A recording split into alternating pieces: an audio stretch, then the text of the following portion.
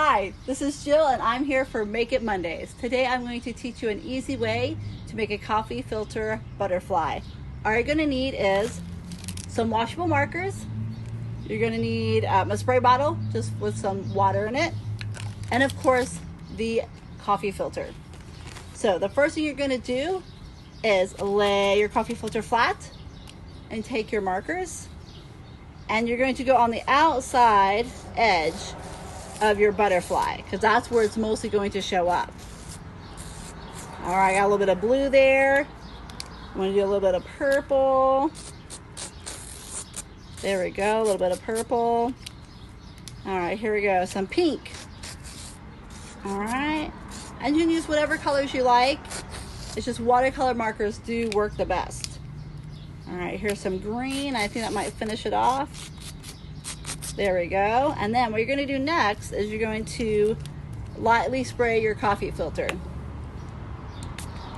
And that will bleed the colors together so that it will be prettier. All right, now, once you have that, you can either use a pipe cleaner or a twisty tie, which I bet most of you have lying around your house eating peanut butter sandwiches. And then you're going to scrunch up your little coffee filter like so in the middle. Make sure the wings are out. And then you're going to tie it and then twist it so it looks like little antennas for your butterfly. And there you go. I also, if you want to hang it up in your room, I also have some string. We're just going to loop it around and kind of tie it like that so that you can hang it up in your room to remind you that through this time of challenges we're going to grow and we're going to all become beautiful butterflies in the end, because that's what we get when we persevere through our challenges. And so here we go.